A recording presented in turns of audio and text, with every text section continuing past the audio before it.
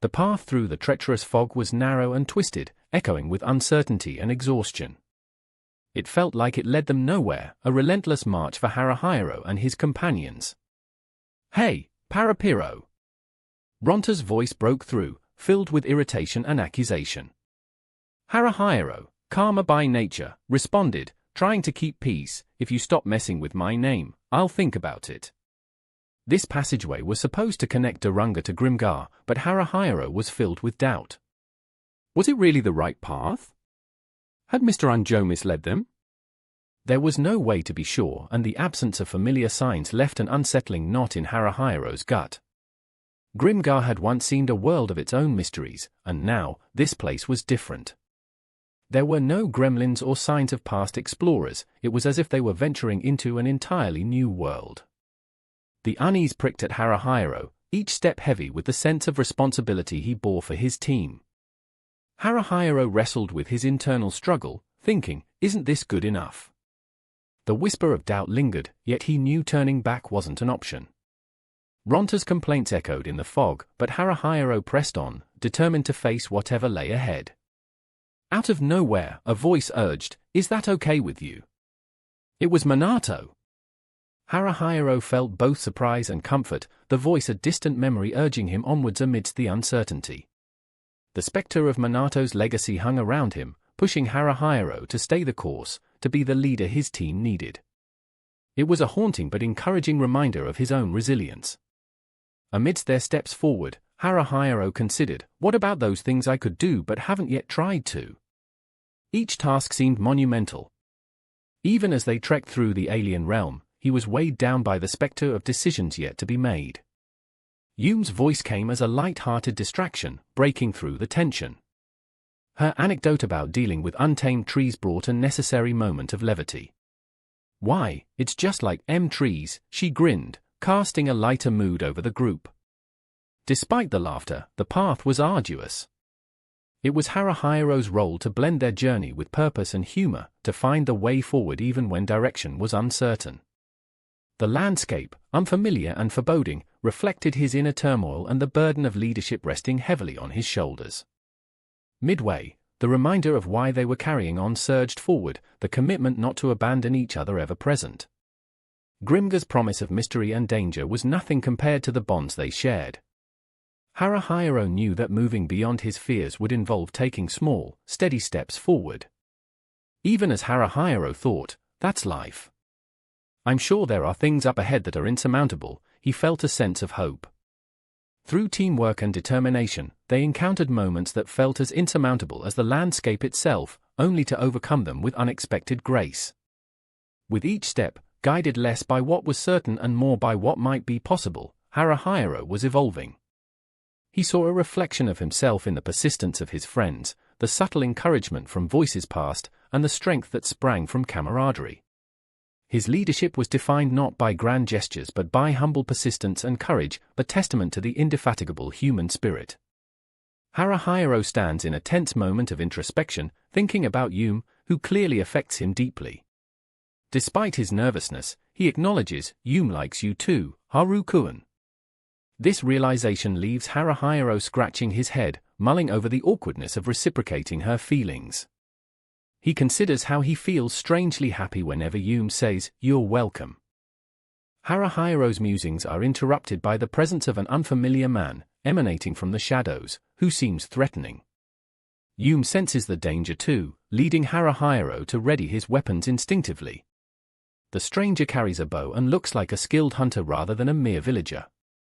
His presence sends Haruhiro's thoughts into a whirl of caution and surprise, but they don't engage immediately, the mood is tense yet static. Suddenly, Kuro recognizes the stranger as Moira, a name associated with the Daybreakers. Laughter breaks the tension when Kuro humorously connects their past encounters, making Haruhiro and Yume feel somewhat at ease. Kuro, ever the jokester, capitalizes on the moment, teasing about their situation and the irony of being lost. Haruhiro, despite himself, finds a chuckle escaping his lips. Kuro continues to lighten the mood, gesturing warmly and assuring Haruhiro that they would help them find their way back. The group momentarily contemplates the oddness of their situation with Kuro's playful demeanor, which eases their collective tension. However, as they advance, they realize they're being approached by a group of humanoid figures. Kuro confidently encourages Haruhiro and the others to stick together, transforming his earlier humor into reassuring leadership. Moyugi enters the scene with quick, decisive action, handling the threat with an expertise that astounds Haruhiro. Moyugi, facing backwards, skillfully dispatches the orc-like enemies, demonstrating impressive martial ability. Haruhiro observes Moyugi stab an enemy with precision and marvels at his apparent casualness about the whole ordeal. Moyugi, friendly in his introduction, comes across as approachable and odd yet skilled. The narrative quickly shifts to the conversation between Haruhiro, Moyugi, and Kuro. Moyugi mentions his title as a Dread Knight, though his focus seems to flip between Haruhiro and the broader situation at hand. Despite Moyugi's rather unorthodox demeanor, Haruhiro feels compelled to follow his lead. As Moyugi and Moira move on ahead, Haruhiro contemplates their situation, realizing the necessity of keeping pace. Yume's gentle tug on his cloak brings him back to focus, her presence reassuring and pivotal to his sense of duty. Haruhiro's role as the leader weighs heavy on him, yet Yume's involvement provides him with a semblance of clarity, even though they find themselves in unfamiliar territory. Meanwhile, back with the others, Ronta exhibits his trademark impatience, frustrated at Haruhiro and Yume's prolonged absence. His sarcasm elicits varied reactions from the group, with Shihoru batting away his antics. Mary, pragmatic and cautious, worries aloud about what might have happened, especially with the uncertainty looming. Shihoru's calm voice speaks of practicality, suggesting they must take care of themselves without getting unnecessarily worried. Despite the slight anxiety underlining their weight, everyone strives to maintain an air of cautious optimism. In this moment, Ronta decides to lay out his priorities but not before sarcastically addressing Shihoru's previous concerns around Yume. Yet, beneath his bravado, lies an implicit trust that Haruhiro will manage to return, no matter what trials he faces. Through these vivid exchanges and encounters, the story unfolds with a blend of personal insight, humor, and the escalating tension of their quest.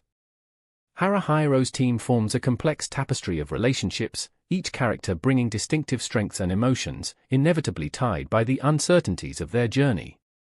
When summoned, the creature known as Zodiac-kun emerges, surrounded by a dark purple cloud. Ronta is startled by its appearance, with its otherworldly features, sharp knife in hand, and a sinister demeanor. Despite its menacing look, Ronta can feel the creature's affection towards him, even when it's summoned as a demon. Mary, alongside Ronta, tries to comfort him, indicating that the presence of Zodiac-kun is always troubling. Ronta, filled with emotion, converses with the demon, though it often mocks him. The relationship is complex. Ronta feels disdain yet can't deny a strange bond. At the very least, "I love you," he admits internally, aware that Zodiac-kun is consistent in its companionship. Suddenly, Zodiac-kun vanishes into thin air, leaving Ronta to face Mary's pointed gaze. Mary calls him out on his avoidance, stating, "Even Zodiac-kun?" The question underscores a shared understanding between them that Ronta can be uncooperative. Ronta deflects Mary's concerns. He refuses to acknowledge any weaknesses, maintaining his bravado. But inside, Ronta's heart is weighed down by his unresolved feelings. As the group navigates through a thickening fog, Mary observes Ronta's stubbornness but remains firm in her resolve. She's determined not to beg him for anything, knowing how stubborn he can be. They all push forward, the forest dense around them, vision limited to a few meters ahead. Ronta persists in questioning Mary's persistence. Despite the haze in their path, they continue moving, albeit slowly. The bleak surroundings don't help with his mood. He's thoughtful, considering Mary's frequent chidings and their shared camaraderie. He knows Mary as a capable healer, even if harsh sometimes. As they move further through the fog, the trees obscure their view. Conversation drifts to Haruhiro and Yume, hinting at a mark on the tree. Mary confronts Ronta, pointing out that Haruhiro always sees capabilities in others, such as Ronta's potential. Ronta mulls over Mary's statement. His dynamic with Haruhiro and the team surfaces. Ronta's thoughts drift back to past failures, reminding him of times when the group was surprised by danger and his indecision led to harm. Yet, there's a camaraderie here, a recognition of roles within the team. Mary reminds him of this, gently guiding his focus back to their present task. As they traverse further into the forest, they notice multiple feline creatures lurking. With their distinct features, the strange animals stir unease. But they press on, driven by determination. Amidst their cautious progression, Ronta's anxiety mounts. The creatures evoke a deep sense of foreboding. Mary and Ronta share an unspoken decision: they need to consider their options carefully. Ronta ponders the idea of retreat when Mary delicately positions herself to offer support. With tension rising, sudden wolf-like forms loom from the fog. Eliciting hesitation from Ronta, Mary asks in a whisper whether they should continue or turn back. Their peril heightens with each step. Confronted by the black wolves, they brace for an attack. Manifesting from shadows, their attackers reveal themselves, hideous and eerily familiar as goblins. In a different part of the forest, Shihoru and Kuzaku make camp, discussing their plans. Shihoru deliberates on their current positions, expressing worry about Haruhiro. She praises Haruhiro's calmness despite chaos, noting his ability to remain composed under pressure.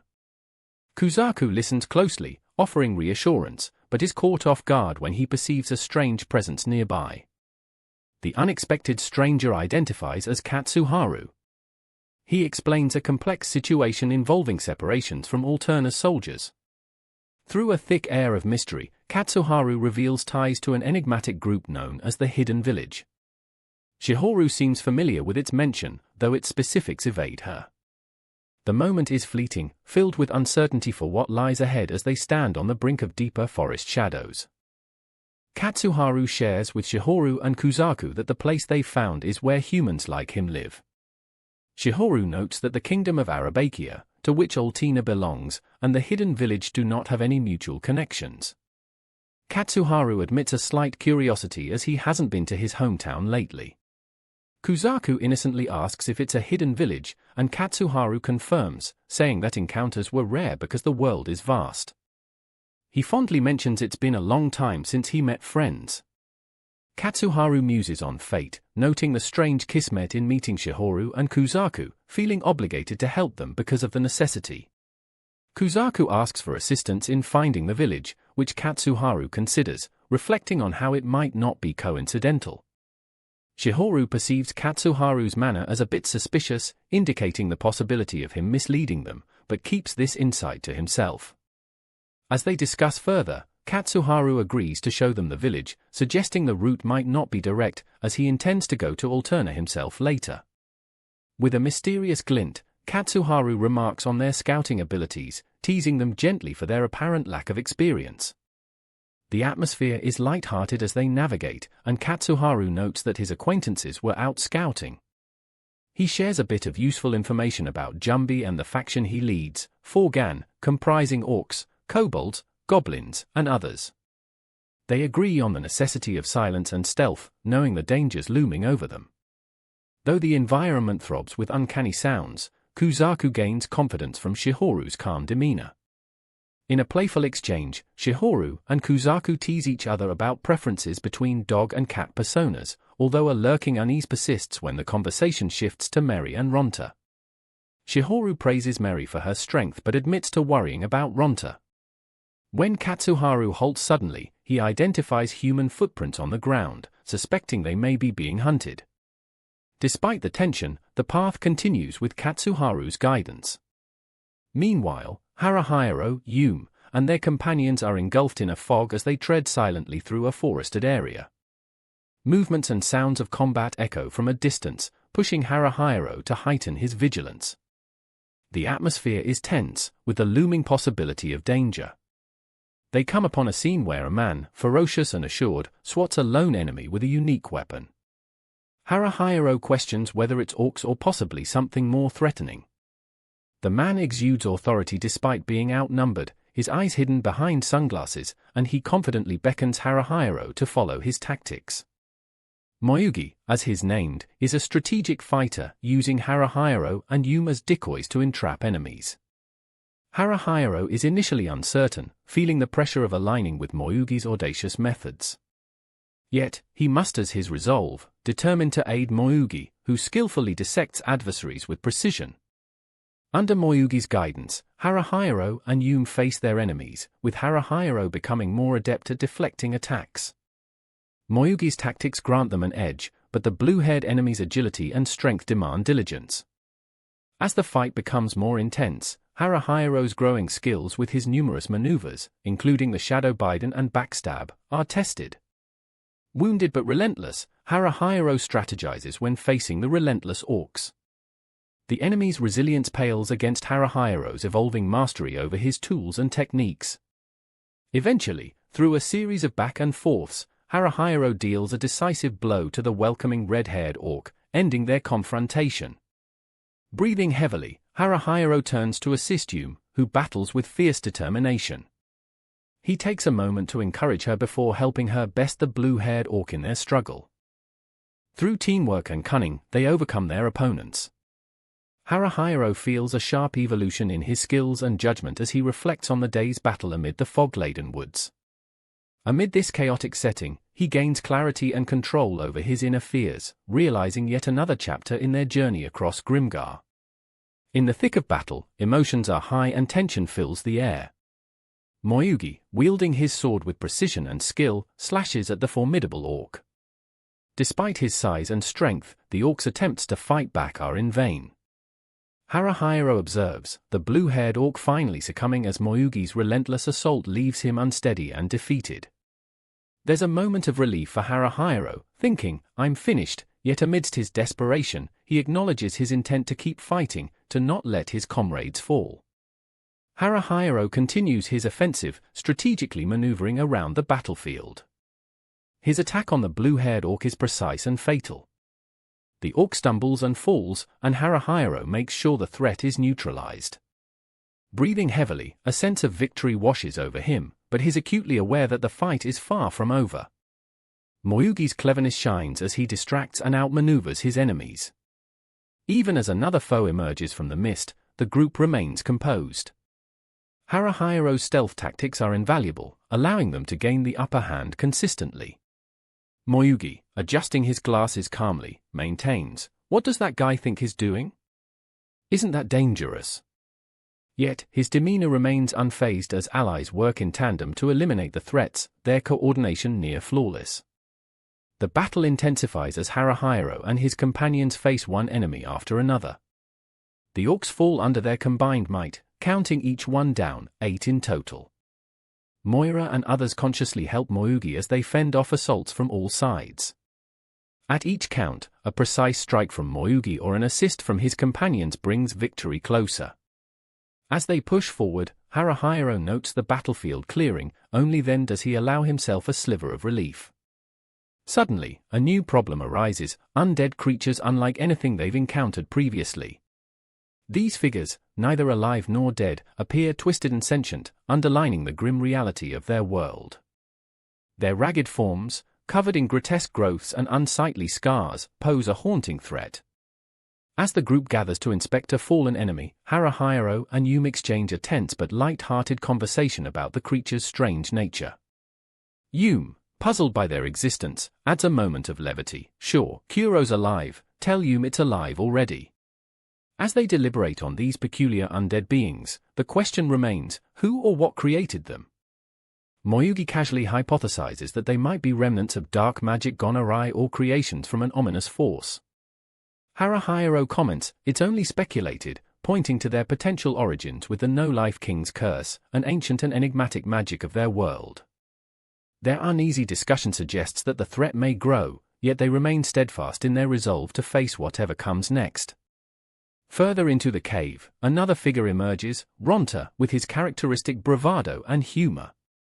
Despite the dire circumstances, his mind wavers as he reflects on past encounters and the countless foes they faced. Bound and captured, he stares at the surreal scene before him. In an unexpected twist, Ronta's banter with Mary, despite their predicament, brings a mix of tension and amusement. he observes a goblin, whose demeanor and attire strikes him as odd, pondering their unusual captivity. The presence of a human adds to the mystery. An old man with a scarred visage and wise perspective steps forward, engaging in a gruff but loaded conversation with Ronta. His pipe-smoking, casual demeanor overshadows the layers of complexity, not simply an adversary, but a man with stories etched into his skin. The old man's cryptic words, "I'll pass," hang in the air, adding another layer of intrigue to their perilous situation. Amidst this, Mary's whispered fears reveal her inner turmoil, her anxiety peaking as the old man addresses their future.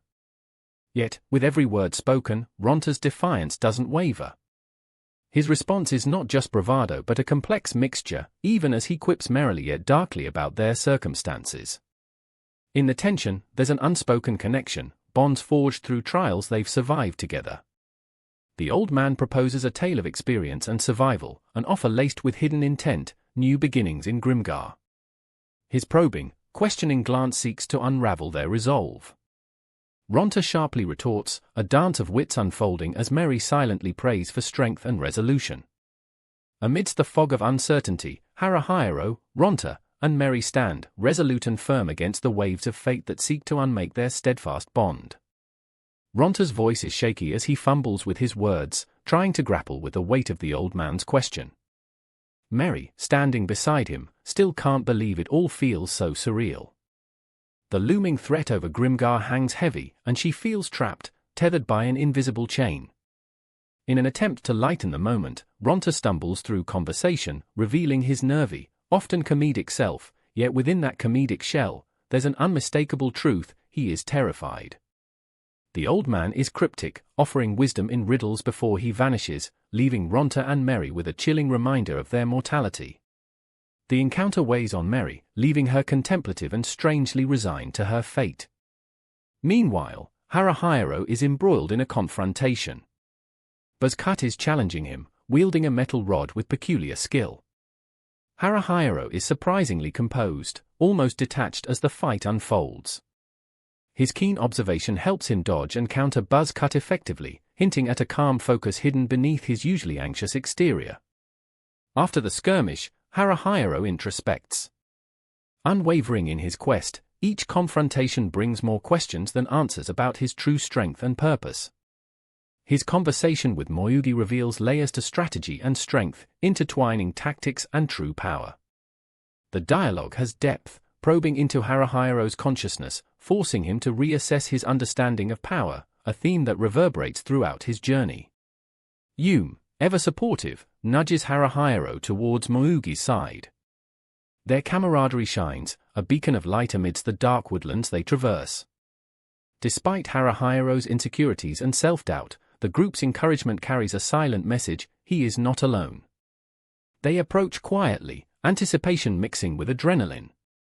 Haruhiro focuses, intent on supporting Kajita from the shadows. As they move into position, Haruhiro's plan is simple: support without stifling Kajita's abilities.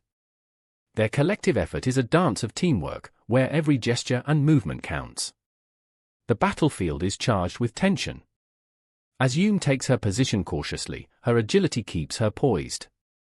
Haruhiro shadows her, his stealth skill keenly applied, making him an invisible but invaluable force. The air trembles with a low, ominous growl. The enemy is near, a formidable, golden-haired orc, an unexpected adversary who exudes power. In a sudden rush, Haruhiro moves seamlessly to flank the enemy, using his surroundings to advantage. It's a dance of survival, of quick thinking, precise action, and cohesive teamwork. As chaos ensues, Haruhiro must rely on his instincts, decision-making honed from past battles, and his trust in his companions. In the midst of the conflict, Haruhiro reaches out to Yume, calling her closer to the heart of battle. Urgency simmers in his voice, pushing her to action. Yet, their unity isn't just strategic, it's emotional, a testament to the journey they've undergone, the challenges overcome, and the unwavering belief in one another. The golden-haired orc is relentless, its strength towering over them like a shadow. But Haruhiro stands fast, every challenge another step forward. Testing his limits becomes a path to discovery, not just of his capabilities but of the unity and power of his companions by his side. Together, they push through the constraints of fear, uncertainty, and the specter of defeat. In the face of adversity, Haruhiro's role becomes clear, not the detached strategist, nor merely a friend, but a leader, undisputed and defined by experiences shared, struggles overcome, and unwavering camaraderie. Haruhiro, wielding his katana, and Yume, with her bow, face a tense moment with a golden-haired orc. Haruhiro signals Yume to keep still, using his stealth abilities to approach the orc from behind. But the keen senses of the orc are aware of his presence, unleashing an intense standoff. The quick responses and sharp instincts of Haruhiro makes him confident in his timing and skills. Yume, not far behind, catches sight of Haruhiro and makes a move to shoot an arrow, her confidence not wavering. Haruhiro's strategic move keeps him in the shadows, and even in the midst of adrenaline, he contemplates the Finder's role, a link to their system's very core. Haruhiro's reflection reveals how he strives to master not only stealth but timing amidst the chaos. Meanwhile, Yume's arrow finds its mark, straight into the target. Smirking in satisfaction, Yume is quickly reminded by Sasa to avoid distractions, focusing on Haruhiro's positioning to take down the powerful orc leader. Despite the peril, Haruhiro feels a heavy sense of silent understanding passing between him and Yume, reminding him how far they've come. Suddenly, Kororo appears, giving them both an additional advantage. "Use me," he offers casually. Haruhiro, though unsure at first, doesn't hesitate to use Kororo's keen eye for critical moments, taking calculated risks. Kororo keeps the situation in check, his observation acutely heightened, and his purposes unknown yet earnest. Back amidst the battle, Haruhiro urges everyone to keep their focus sharp. His mind can't help wandering briefly to Kajita, observing how he moved fluidly through battle, showcasing precision and strength. Haruhiro questions if he could ever reach such a level, but his thoughts are quickly pulled back by Yume's shout, warning him. In chaos, Haruhiro witnesses the intimidating figure, Arnold, wielding 4 katanas in a relentless, beautiful flow. His enemy's agility and strength unsettle Haruhiro. Yet, in the depths of his mind, an unexpected hope flickers. Perhaps his small size, often cruelly remarked upon, could offer an advantage? The fight escalates unpredictably when Arara and Rock arrive. Their entry shakes the dynamic, Arara boldly intervening against Arnold. Her declaration, "This is for Tatsuru-sama. Prepare yourself," ripples into the air. Haruhiro sees hope flutter, and his courage strengthens with the presence of allies. Rock's support for Arara adds depth to their shared competency and solidarity. Arnold, unfazed by the sudden assault, holds formidable ground. Arara, though brimming with determination, matches his pace with skilled precision, balancing offense with defense. Her attack disrupts his focus, ultimately buying the group precious seconds they desperately need. In these moments, Haruhiro is filled with recognition. He knows the value of every individual in their line of work and how each skill is a piece in the larger puzzle. Every second counts, and his mind knows the feeling of being caught between unfurling disaster or redemption. Realizing the urgency, Haruhiro and Yume know they must retreat. But the decision feels like a betrayal. Haruhiro's throat tightens with unspoken worry as he grips Yume's hand and they run. His mind races with strategy, something inside screams there's more to Kororo's intentions, yet doubt deviates their escape. Finally, as they distance themselves, Haruhiro breathes deeply, swallowing the swirling tension. Yume collapses onto the ground, half dragging him along in their sheer exhaustion. Every heartbeat is a chant of safe, safe, safe, echoing in Haruhiro's tired mind. Suddenly, Mary's voice breaks through the tension like sunlight piercing a heavy fog. Her earlier despair is tangible, an internal struggle amidst unspoken fears. The sentiment shared is raw, binding them deeply. Straying from the past's haunt is hard for Mary, but as Ronta reaches out awkwardly, their camaraderie solidifies. Ultimately, Mary takes a grand step forward, fear and hope intermingled. Her resolve grows clear. "I'm going to die," she had thought, but now, Mary chooses courage. For Mary, this is a pathway forged through shadow and light, reflecting newfound strength carved from the delicate thrill of survival over surrender. As these thoughts anchor amidst hardship and hope, the crew stands together.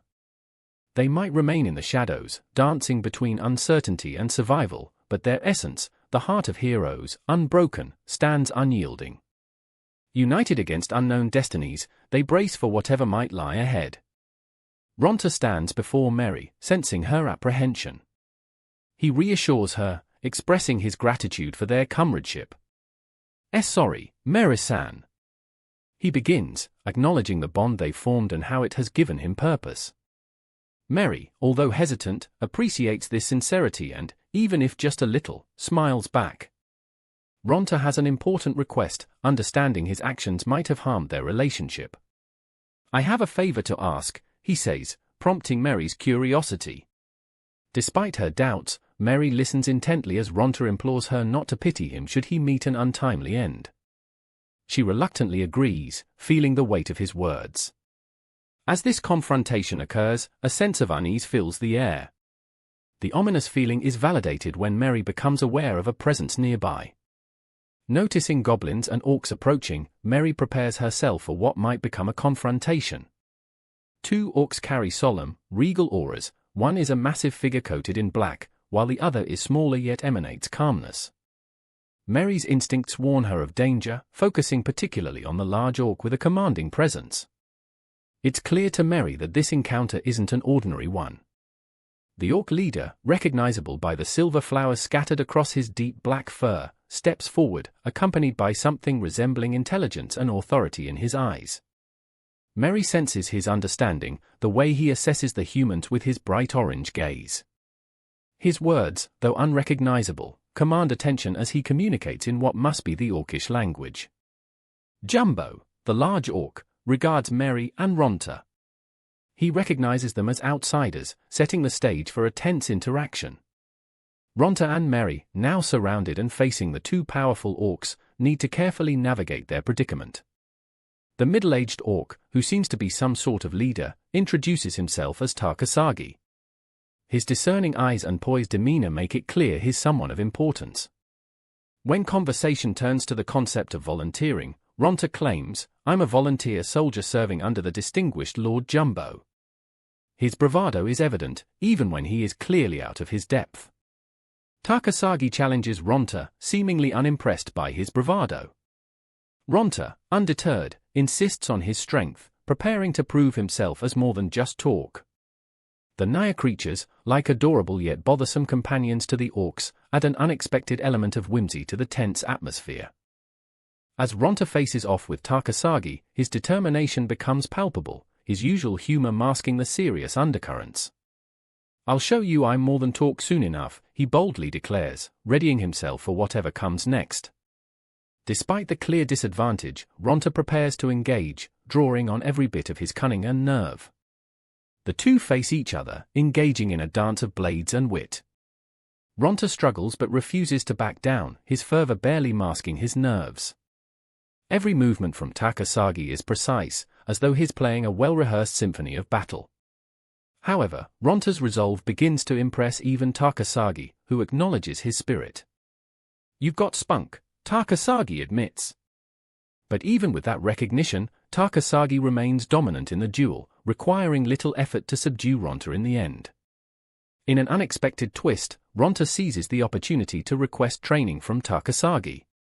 Please take me on as your disciple, he pleads passionately. His fervor is undeniable, though Takasagi airs his reluctance to take on a pupil, particularly a human like Ronta. Despite Ronta's antics and pleas, Takasagi remains steadfast. The exchange doesn't go unnoticed by Jumbo, whose demeanor hints at amusement. He eventually cuts in, exercising his authority within their group. Jumbo invites Mary and Ronta to join them as companions, recognizing them as outsiders but not entirely enemies. It becomes a moment of unexpected potential alliance, one that could change the course of their journey. As the pages shift, a backdrop begins to unfold, a world colored by the lives and stories of those who, like Mary and Ronta, navigate the uncertain paths of friendship and bravery.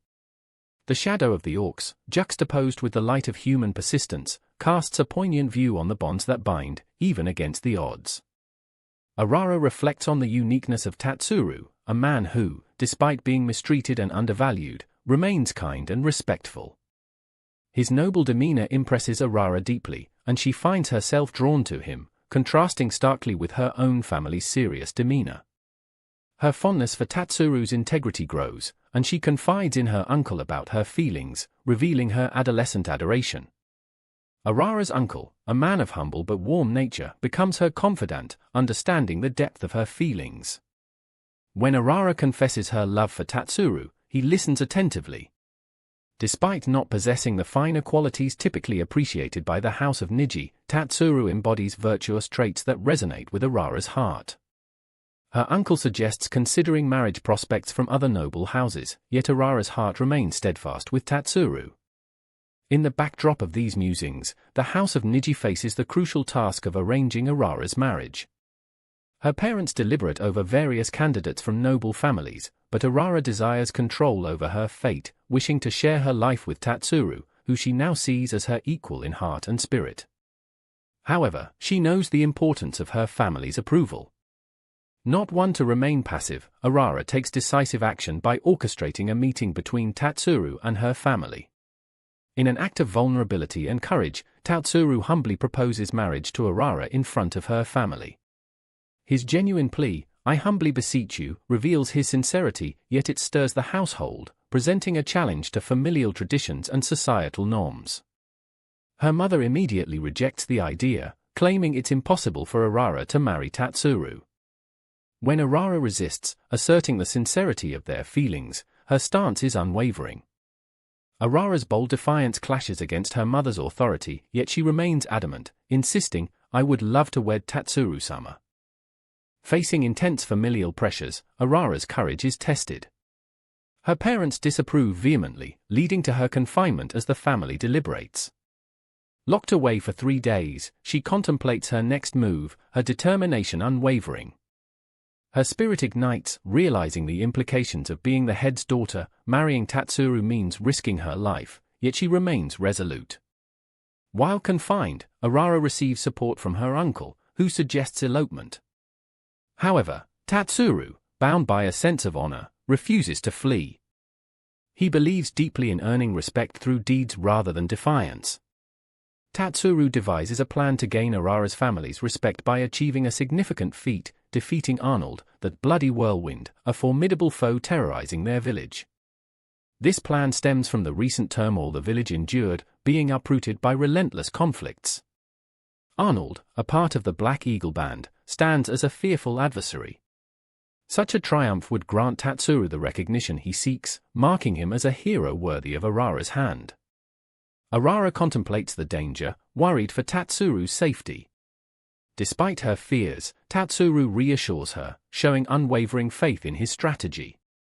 "I have a plan," he tells her, explaining how conquering Arnold would demonstrate his strength and his worthiness to the cautious eyes of her family.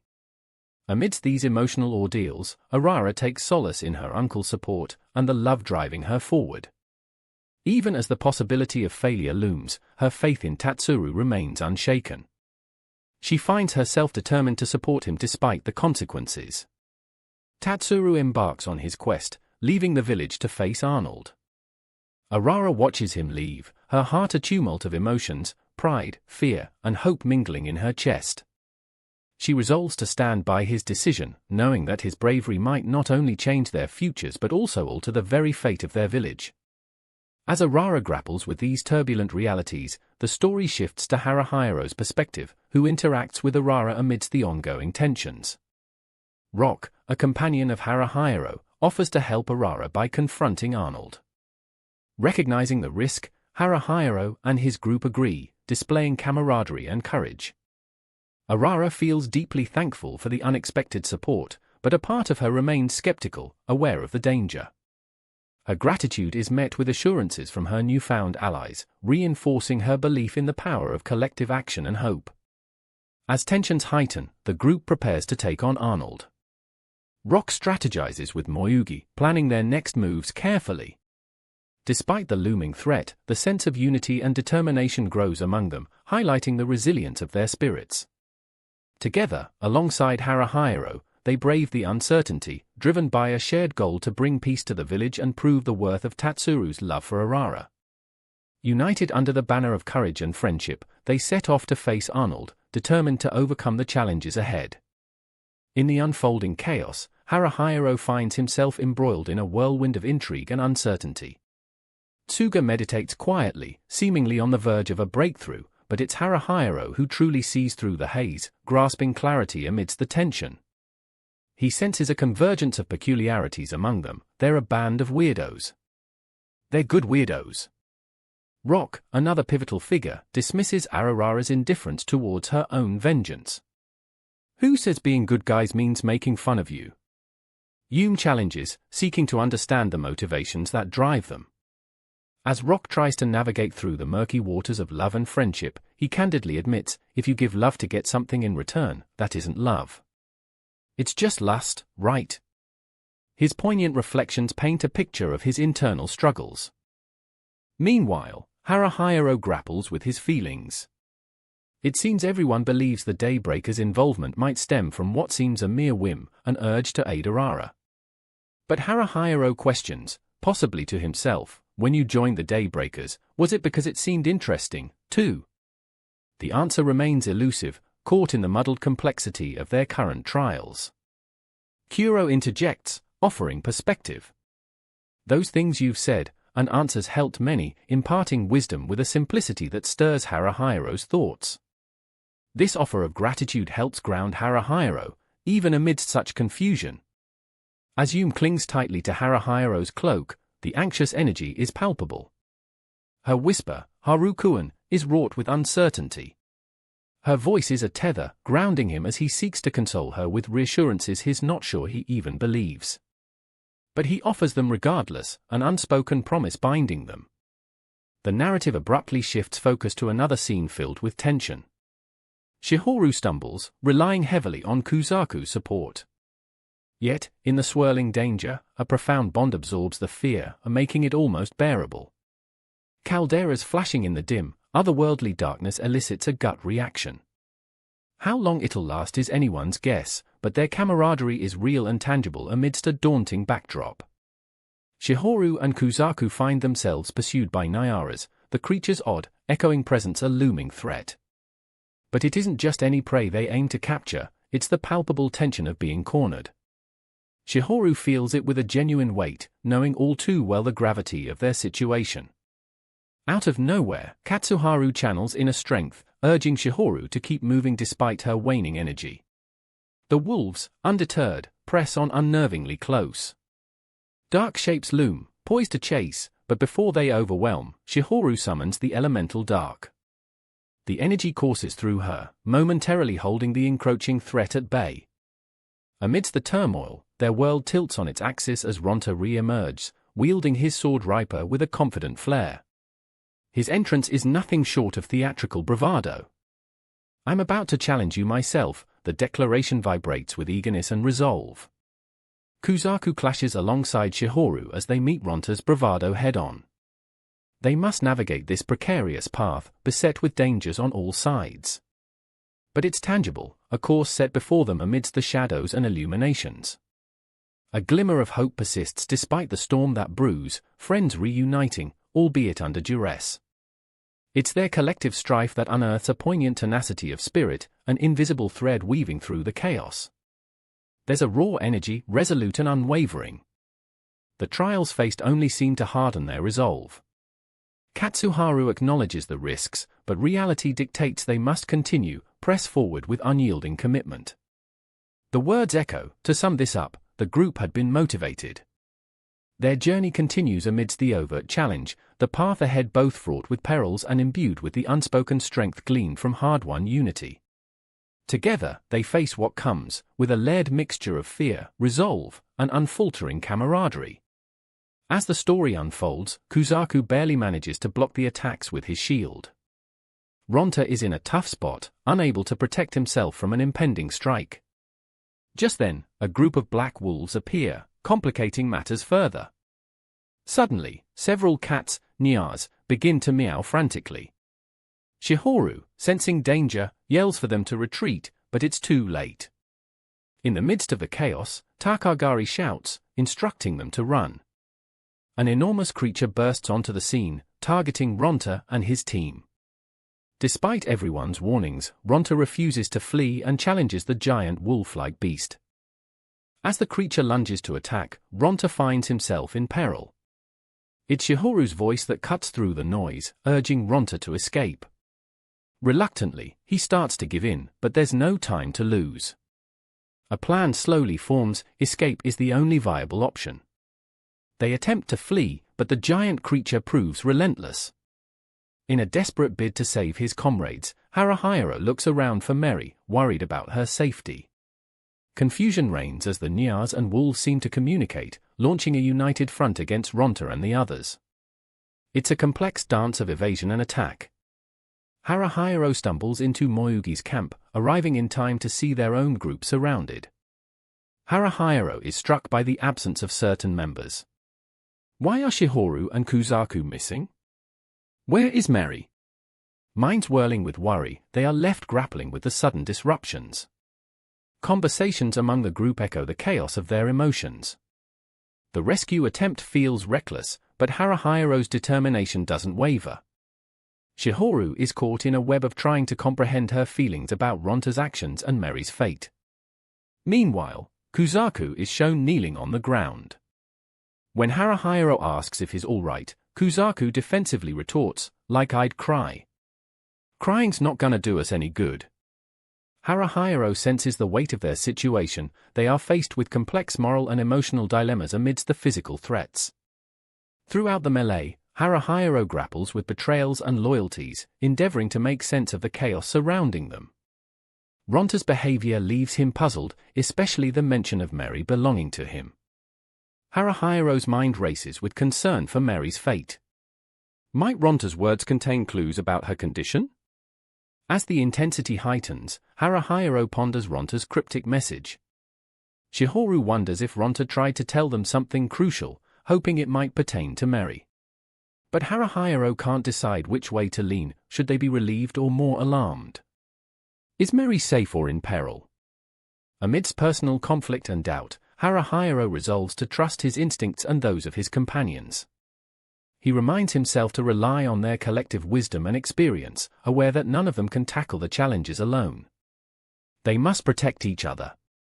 Kuzaku tries to lift their spirits with humor. Still, there are strategic concerns to address. Should they use the rocks as decoys to save Meri? Haruhiro is against sacrificing their allies. Responsibility weighs heavily on him, especially the burden of leading and ensuring everyone's safety. As they plan their next move, Haruhiro and his companions find solace in small comforts, sitting together, resting, and sharing simple meals.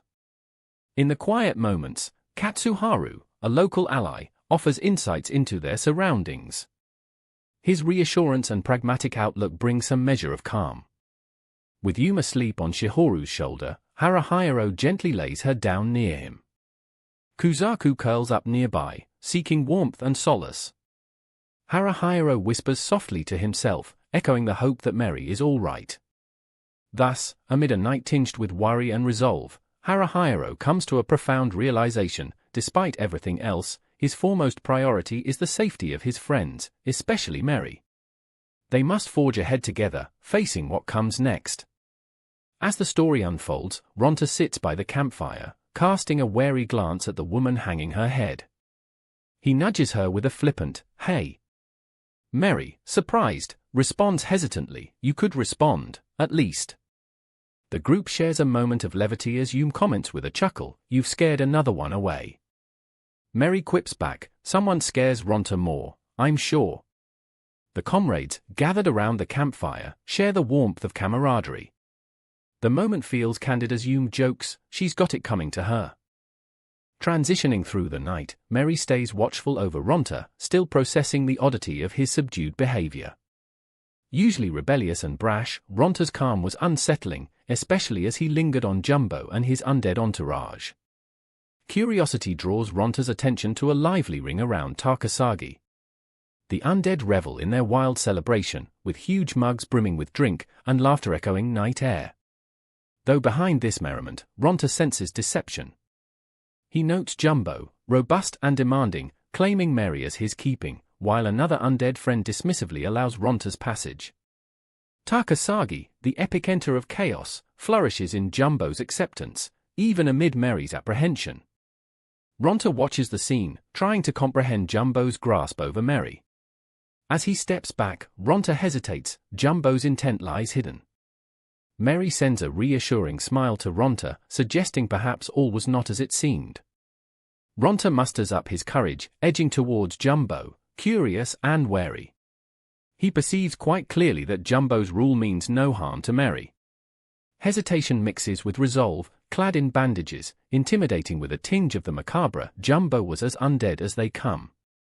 Moving towards dialogue, Ronta mutters, hey, there. Jumbo's humor twists the stifling air into interest as he meets Ronta with a welcoming demeanor. Though their appearances and hearts may differ, Jumbo assures, you're like Arnold, you're me. Jumbo's spell of words sees Ronta reluctantly settling in. The giant recalls past experiences with a keen eye. His smile betrays dissipation. Ronta's mind swims, I'm bad at letting loose. But Jumbo counters with experience, we're all equal, words imperial yet sincere. Nursing his drink, Ronta reflects on simple truths. Despite Undead's hollow gaze, Jumbo offers earnest friendship. Ronta's journey through territories was always marked by disarray, yet here, amidst Undead, he felt an unusual clarity. Under Jumbo's presence, the world grows quieter, setting a stage where Ronta finds the stability of camaraderie and the friendship of an unexpected ally. With reflections of loyalty and good cheer lingering, the story traverses to Haruhiro's group. Morning mist envelops the village, clouding their path. Reading the trail, Haruhiro and Rock approach, reminded of Katsuharu's retreat and the strange vitality of the land. Haruhiro, ever vigilant, senses looming nigher, feline-like creatures with curiosity and cleverness in their golden eyes. The moment forces Haruhiro's hand as he encounters Setora, the enigmatic figure cloaked in shadows. Her warnings resonate, entering her domain holds risks. Within Setora's abode lay enchantments, looming threat, and yet familiarity forged through past battles. Rock's approach is casual, Setora, we've come for help, yet there's guarded anxiety. A once familiar ally stirs uneasily into the present, bridging history with circumstance. Setora, formerly of Shuro's house, commands a nonchalance that betrays security. Her sharpened presence cuts through the haze as her dealings with Ember, who towers beside Rock, grow more complex. Who are your new friends, Rock? Haruhiro's thoughts dart towards past tales and unfinished histories. A tale of forlorn affection and rekindled purpose amid vibrant strife leads Setora, who warily eyes the group with Ember ensuring every step. Rock assures, we need your help, like before, hearkening shared adventures as Setora peers into the threat she must decipher. Their dialogue conjures old bonds and unwritten futures, the essence of nostalgia binding their paths. Yet the undertone of danger murmurs, every alliance, a reminder of fragility. The reunion serves as an odyssey into the camaraderie once shared, fleshed with trust, shadowed by loyalties past. Haruhiro, understanding the stakes, pursues clarity amidst lingering myths, anchoring himself within Setora's lair, where dynamics shift and destinies beckon. As Haruhiro and his companions navigate the intricate pathways of their mission, they find themselves entangled in a web of emotions and complex decisions. The atmosphere is tense, and each choice feels like it could tip the balance between success and calamity. Setora, a character whose intentions seem to straddle the line between personal motives and group welfare, finds herself at odds with the demands of the situation. She painfully admits, you don't need to do it if it's going to hurt you.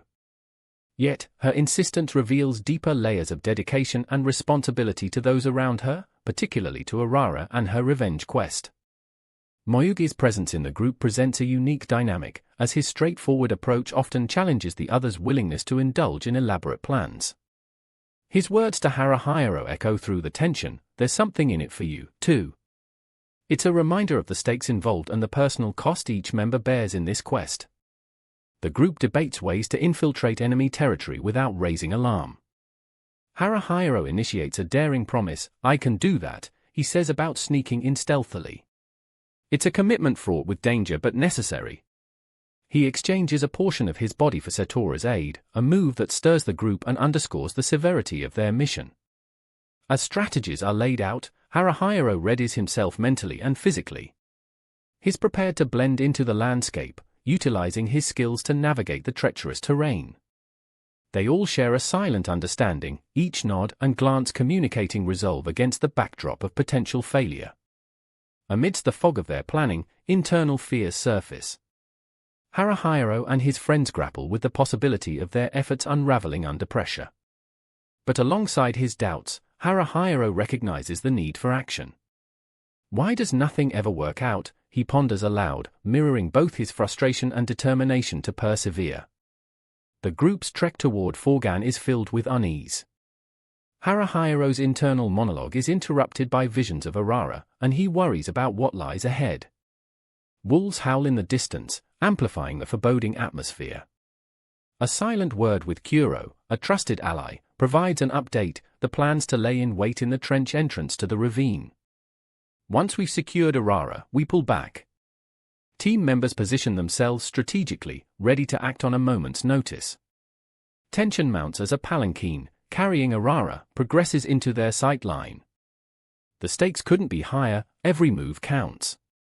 When wolves finally attack, breaking the silence and provoking the group's reaction, chaos ensues. Katsuharu leaps out, commanding, "Pull back." The rocks engage fearlessly, striving to safeguard everyone involved. Haruhiro's heart races as he aids in the rescue, Arara's determination seen in her defiant stance with katana in hand, willing to fight alongside them. With harrowing effort, they liberate Arara. Her voice strong, she declares, "I will not. I'll find a new love," clinging to her resolve amidst the battle. In the face of danger, unity and courage intertwine as the group fends off their adversaries, triumph echoing within their hearts. The light of battle spells like those cast by Kuzaku further empower them, dazzling their foes and spurring them forward in their relentless quest. The group finds itself at a juncture where personal ambitions and shared goals align, underscoring the perilous yet pivotal moments that define their journey. Kuzaku charges forward, his new sword gleaming brightly and attracting the enemy's attention like moths to a flame. Haruhiro wants to call out and remind Kuzaku not to overextend himself, but he holds back.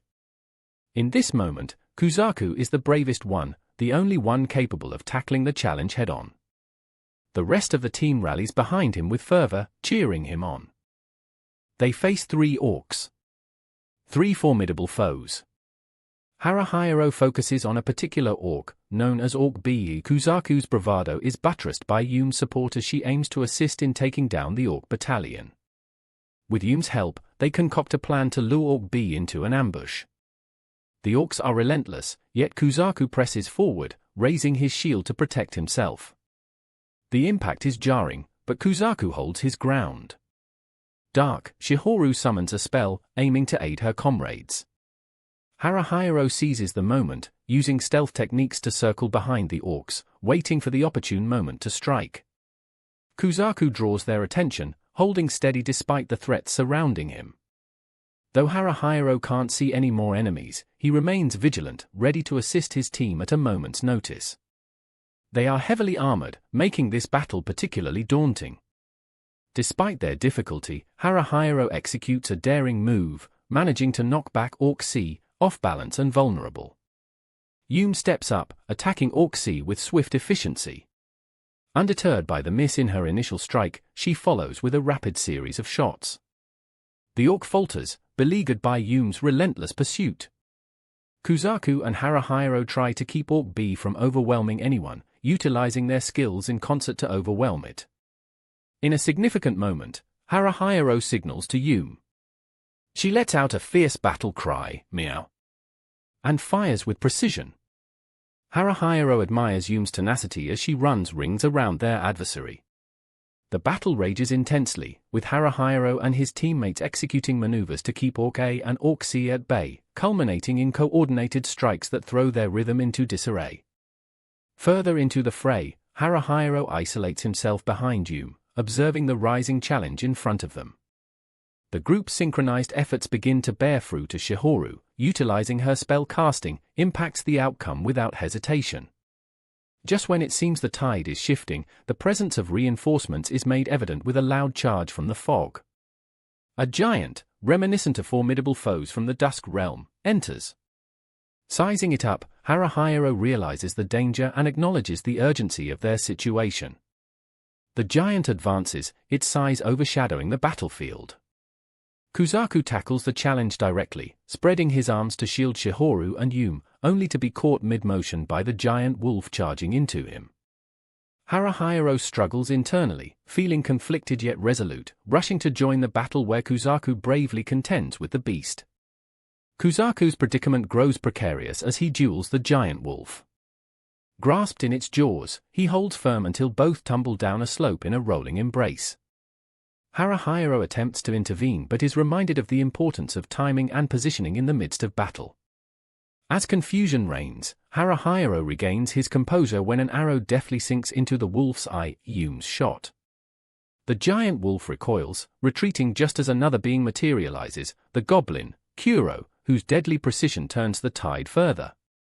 Haruhiro acknowledges this new dynamic, contemplating the opportunities and risks that overlap in their chaotic struggle. The formidable presence of dragons in the fog heightens the stakes as riders charge into the calamity. These new arrivals are winged creatures, majestic yet menacing. Kajita stands his ground against the looming threat, effortlessly countering each attack with his own might. Haruhiro watches, astounded by Kajita's proficiency and the unexpected turn in their fortune. While the battle continues amidst the fog, confusion blends with determination. Haruhiro and his team, bolstered by the new arrivals, recalibrate their tactics and press forward. They synchronize with renewed vigor, forming a composite force that aims to turn the overwhelming odds in their favor. Kuzaku, Shihoru, Yume, and Haruhiro find themselves in the thick of it, locked in a struggle against unknown adversaries lurking in the mist. Their unity and resilience become crucial as they challenge the shadows that loom over them. As the fog dissipates, clarity emerges. Allies and foes are distinguished in this renewed battlefield. They synchronize their movements, guided by the knowledge that survival means pushing back the encroaching darkness from the unknown. Through each encounter, they rely on each other, balancing courage with strategy, knowing the stakes stretch beyond mere survival. It's about reclaiming something crucial within themselves amidst the chaos. The tension and thrill of the combat propel them forward, illustrating the unyielding spirit that defines their journey in this fantastical realm. Amidst the tension and danger, Haruhiro and his companions find themselves in a critical situation. They haven't been betrayed by Ronta, but the uncertainty gnaws at Haruhiro. The environment is filled with fog, creating an atmosphere of unpredictability and tension. Standing at the ready, Rock and his warriors prepare for an impending attack. Haruhiro's group is strategically positioned to respond, sensing the imminent threat. The fog is dense, making visibility poor, and adding to the mounting pressure. Suddenly, Haruhiro, Rock, and the others find themselves ambushed. Orcs, undead, and black wolves swarm them, creating utter chaos. Rock stands firm with his sword, as Tsuga, Ronta, and the others engage in fierce combat. However, their true enemies are not immediately apparent. From the shadows, Kuro, Sakanami, and a fearsome enemy named Arnold await the perfect moment to strike. The battle intensifies, drawing in more adversaries. Haruhiro's mind races, realizing their predicament. Enemies encircle them, and the odds are against them. In a challenging face-off, Rock confronts Arnold, determined and unyielding. As they exchange words, Haruhiro recognizes Ronta, demanding answers about his allegiance. Ronta dismisses Haruhiro's concerns, standing as a potential foe rather than an ally. Amidst the conflict, Tsuga, Kaijita, and the rest engage, attempting to keep the enemy at bay.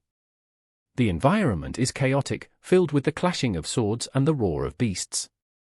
Arara observes Arnold's presence with unease, prompting a confrontation with Rock. Arnold the bloody whirlpool. Rock calls out, understanding the danger Arnold poses. Haruhiro recalls their mission and the need to protect their friends. Despite the tension, focusing on Mary is crucial as she remains vulnerable. Jumbo, the leader of 4gan, arrives, speaking in fluent human speech. He challenges the group, and Haruhiro's thoughts race. Jumbo's words reveal a deep-seated grudge against Arnold, increasing the stakes. The group faces a grave decision: fight Arnold or negotiate. Rock, unwavering, steps forward, ready to duel Arnold. This confrontation is the climax of the tension that had been building. Haruhiro watches, knowing Rock's strength but fearing the uncertain outcome. The atmosphere is thick with anticipation. A high-stakes duel unfolds between Rock and Arnold. Arnold's firearms and katanas pose a formidable threat. Rock skillfully defends, maneuvering with precision. Each swing of Arnold's swords risks ending the battle. The intensity is palpable, every moment hangs by a thread. The fight progresses as Rock strategically parries Arnold's attacks. Yet, amidst the combat, an internal battle wages within Haruhiro. He grapples with priorities, questioning the path to save Mary. Sacrifices weigh heavily, but the situation grows dire. In a climactic turn, Arnold's katanas confront Rock's sword. The force is tremendous. Haruhiro witnesses Rock maintaining composure despite the odds. The tension culminates as Rock manages to slash Arnold's seemingly indomitable form, severing limbs with strategic precision. As the battle wanes, a new adversary emerges from the shadows. Sakanami, enigmatic and composed, steps forward with a message. He advises Haruhiro, urging reflection and consideration over rash decisions. Confidence falters, as the philosophical undertone challenges Haruhiro. Repent, embrace ambition. Your heart will break anyway, Sakanami speaks cryptically. Haruhiro listens, pondering his own motives and the path forward. The weight of responsibility looms, forcing introspection amid the chaos. Sakanami's presence is an unexpected respite, offering Haruhiro a moment to regroup mentally. As Haruhiro considers his next move, an eagle soars above, watching over the unfolding drama. Haruhiro strategizes, yearning to protect his comrades and salvage the mission. The fog begins to lift, revealing the aftermath of the clash. Haruhiro's thoughts clear, as Sakanami's advice echoes in his mind. The struggle to balance choices with responsibility remains. Yet, amidst the uncertainty, a determined resolve to endure and overcome persists. As dusk falls, Haruhiro stands resolute, observing Rock and Arnold. Their stance and poise echo with familiarity, prompting a storm of questions. Is this a mirroring of Shihoru's technique, or something more? Stealth, the fog, and whispers fill Haruhiro's mind. The looming scent of battle presses on him. Don't rush it. Float away, he internally advises. Despite the tumult swirling around him, a single thought cuts through: Mary. His mind churns with memories and doubts, struggling to suppress the past heartbreak. Yet, there's a pull, magnetic and undeniable, drawing him toward Mary. I want to see you, Mary. I have to see your face, he admits to himself, the vulnerability raw and consuming. In the underbrush, a familiar meowing echoes. A grey Nyar approaches Haruhiro, signaling for him to follow. Trusting this guide, he weaves through the tangled foliage until he spots Mary across a vast field. She sits bound, facing the ground. Nearby, a creature resembling a human lies lazily on its elbows. Haruhiro, shadowed and silent, edges closer. It becomes clear, this creature guards Mary. Driven by urgency, Haruhiro's resolve crystallizes. I can do it, he reassures himself, approaching the creature with precision. The encounter is swift and violent. Haruhiro lunges, utilizing Spider to neutralize the threat. The creature falls silent, and Mary, with relief in her eyes, whispers, Haru. Mary is free, her gratitude palpable, yet there is no time for solace. Fleeing quickly, they move silently across the moonlit terrain. Mary's voice, raw with the weight of their shared past, reveals the emotional scars she bears. Haruhiro listens, absorbing her truth. An unexpected sound cuts through the air, an unfamiliar presence. Tension mounts as Forgan's figures emerge, shadows against the encroaching night. Haruhiro strategizes, searching for options, but Meri's presence anchors him. There is no leaving her side. Ronta's intrusion disrupts the tenuous quiet. His words, sharp and mocking, stir old rivalries. Haruhiro stands firm, unwilling to relent. Their clash is inevitable, a tangle of loyalties and unresolved tension. The battle unfolds, a dance of aggression and agility. Haruhiro counters Ronta's attacks with precision, their blades clashing in rhythmic violence. Yet, beneath Ronta's bravado lies a thread of familiarity. Haruhiro's resolve to protect Meri clashes with personal doubt. Meri's cry pierces through, a reminder of the urgency. Her voice redirects Haruhiro's focus, grounding him. An arrow from the shadows strikes the pursuing orc, and in a blur, assistance arrives. Mizor, silhouetted against the swirling mist, aids their retreat. As the chaos dissipates, Kuro appears, nonchalant atop a branch. His easygoing demeanor contrasts sharply with the tension of moments before. He offers Haruhiro thanks and respite, a momentary reprieve in an unrelenting night. Haruhiro feels the weight lift, if only slightly. Meri's presence at his side provides solace in this unpredictable world. As dawn hints at the horizon, possibilities stretch before them, a test of resilience, bonds, and the inescapable tide of fate. Haruhiro stands engulfed in a whirlwind of intense emotions, barely comprehending the enormity of the situation. The weight of the decision he had almost made presses down on him, the decision to kill Ronta. His hand quivers at the thought, the reality sinking in that Meri's intervention was the only thing that had stopped him. The visceral image of Ronta ready to hurt Meri with his dagger lingers painfully in Haruhiro's mind.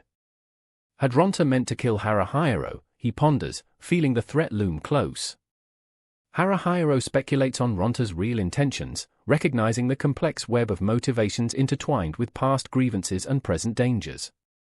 Attempting to downplay the situation doesn't lessen the severity of what could have transpired. The seriousness of the moment leaves a stark impression on him, a hard warning of their fraught realities. Grasping for rationality, Haruhiro acknowledges that indulging in the depth of Meri's kindness went against the collective resolve that bound their group together.